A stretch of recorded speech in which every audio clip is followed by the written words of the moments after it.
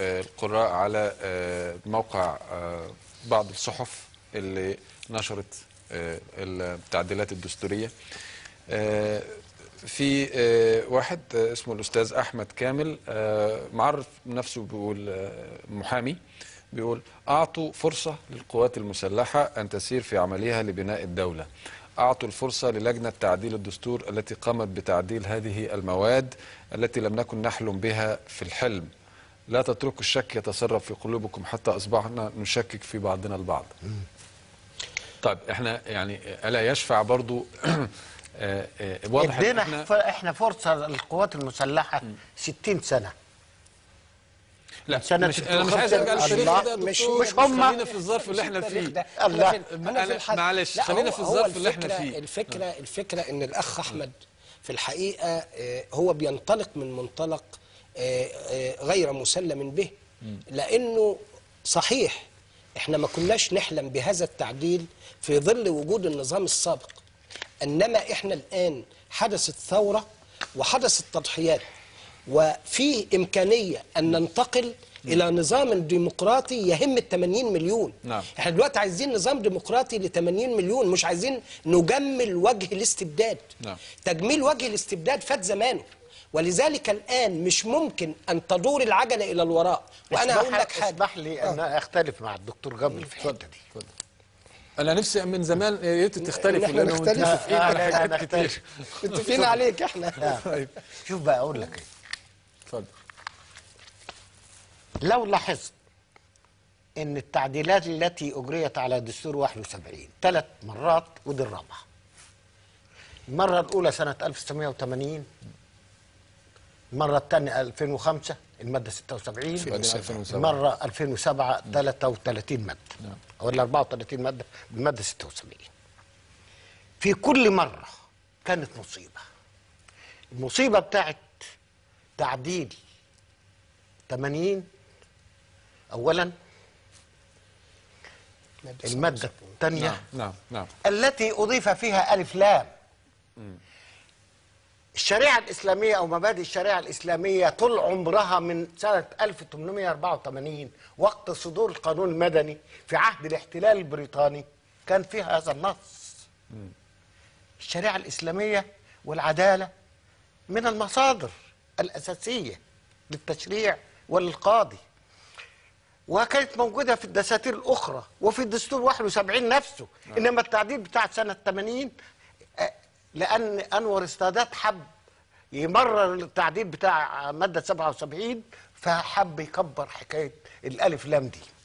ثانيا مادة 76 لما عدلت في 2005 من أول دقيقة قلت دي كارثة، وفعلا بعدين التعديلات بتاعت سنة 2007 دي قضت تماما على كل ضمانات الحرية، ويعني فالمرة دي اشمعنى المرة دي يعني؟ ما احنا جربنا قبل كده نسيبهم. طيب ما هو احنا متفقين، انا مش مع التعديل. هو بس يا استاذ يوسف انا عايز بس الفت النظر لجزئية مهمة جدا. اتفضل. في اشكالية في النظام الدستوري المصري. ليه احنا بنقول ما ينفعش التعديل؟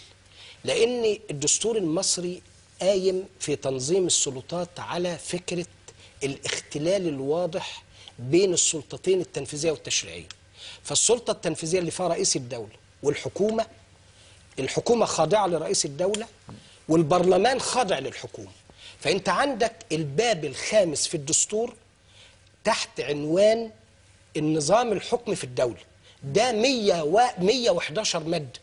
هذه ال 111 مادة تضع السلطات كلها في يد رئيس الدولة، فتحوله أراد أو لم يرد لو أنه نبي مرسل إلى ديكتاتور. ولذلك أي إصلاح جزئي أو شكلي أو تجميلي مع وجود هذه ال 111 مادة يستحيل أن يكون له أثر إيجابي. الفكرة الأساسية في الحقيقة اللي احنا بنقولها ان كان يجب انه يبقى في تغيير للدستور بصفة اساسية كامل حتى تتوازن السلطات. لان انا دلوقتي زي ما انت كنت شايف عمر مجلس الشعب على مدار أو عمر المجلس التشريعي على مدار من 56 إلى الآن لم يرفض للحكومة طلبا، يأتمر بأمرها، لا يراقب الحكومة. لو كان لدينا مجلس ديمقراطي يراقب الحكومة وله سلطات فعلية ما غرقت الدولة في الاستدانة وما تفرعن الرئيس وما استخفت الحكومة بالشعب.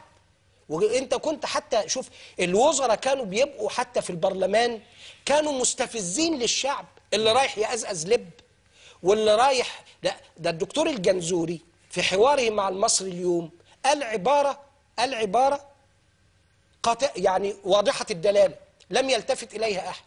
قال نواب البرلمان كانوا بيقولي على أساس إن يقدموا لي طلبات من بإيد وورق أبيض بإيد تاني أكتب لهم فيها طلبات الإحاطة والأسئلة.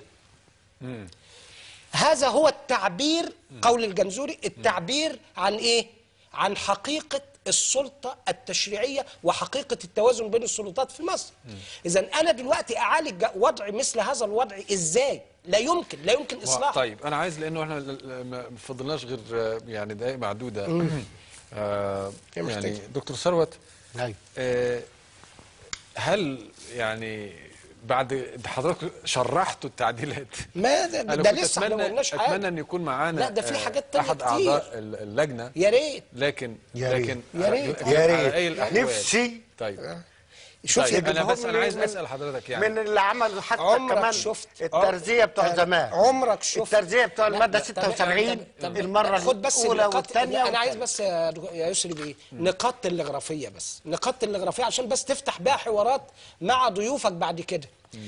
اطلاق سلطه رئيس الجمهوريه في تعيين النائب خلال 60 يوم. طب لو جاب ابنه اهو، انا بفرض لك فروض اهي، يقول لك رئيس الجمهوريه، طب قول يا اخي بعد استشاره مجلس الشعب، بعد استشاره رئيس المحكمه الدستوريه العليا نائب او اكثر، هو او ايوه لا اطلقها، هيعين ابنه. ده في حاجات تانية كتير. ادي واحد. وفي الرقاص سابقه. الامر الثاني، عمرك شفت في اي حته في الدنيا ان ماده طوارئ يحصل عليه استفتاء؟ دوله المفروض داخله في حاله طوارئ وحاله غير عاديه واستثنائيه تتهدد فيها سلطات الدوله، يعملوا على الطوارئ استفتاء في خلال اسبوع، خلال اسبوع ولا خلال يوم؟ ازاي ينفع؟ ازاي ده انت طب انا مش انا اللي كتبت لا انا بقول لك اهو، يعني. بقول لك المحكمه الدستوريه العليا تفصل في صحه عضويه اعضاء البرلمان. المحكمه الدستوريه العليا هيئه قضائيه رفيعه، انما فيها حدود 30 واحد.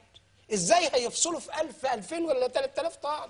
مجلس الشعب وشورى ازاي يفصلوا في 3000 طعن في 90 يوم وهي المحكمه الدستوريه كلها 30 عضو؟ كيف يتاتى ذلك؟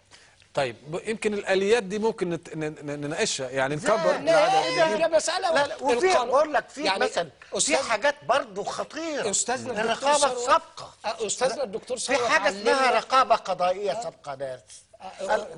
ده ألف ب في القانون، ألف ب في القانون.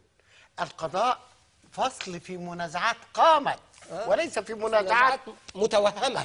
ثانيا الاستشاره عندهم جهه الفتوى في مجلس الدولة. أنا عايز دكتور ثروت بس دايما بيعلمنا واحنا طلبة، يقول لنا إيه؟ إن القانون علم منضبط، 1 زائد 1 يساوي 2. ولذلك مسألة نقاشات دي في الفلسفة، إنما في مسائل في القانون محسومة. هذه تعديلات في الحقيقة يعني طيب. ما كنت أتصور أن تخرج بهذا الشكل. والله أنا ما كنت أتخيل. بالظبط. مهما بلغ يستمر النقاش حول هذه التعديلات. بننوه بس يا دكتور يسري بيه ان احنا كليه الحقوق جامعه القاهره وبنعد دستور جديد كامل وعدناه يعني وعلى اخر الاسبوع ده هنعلنه على الامه. طيب. وهنبعت لك ان شاء الله نسخه يا ريت يكون محل مناقشه ان شاء الله، محل مناقشه ابراء لذمتنا امام هذا الشعب وامام هذه الامه. بالاضافه الى كلام الدكتور جابر، يعلم الجميع أن إعداد الدستور لا يستغرق بضعة أيام، ولكن إعداد الجمعية التأسيسية هو الذي يحتاج وقت. وقبل ما تعد الانتخابات للجمعية التأسيسية تطلق حريه الانتخابات طيب. وحريه تكوين الاحزاب وحريه الراي والفكر. الله، الحكم للشعب في نهاية المطاف. لم يبقى لي سوى أن أشكر ضيفي يعني الأستاذين الكبيرين، أولا الأستاذ الدكتور ثروت بدوي أستاذ القانون الدستوري في جامعة القاهرة، والأستاذ الدكتور جابر نصار أيضا أستاذ القانون الدستوري في جامعة القاهرة. وأشكركم جزيل الشكر أعزائي المشاهدين، وأشكر جميع أفراد الفريق الذي ساهم في إعداد هذه الحلقة. نلتقي غدا إن شاء الله في 9 مساء. تصبحوا على خير.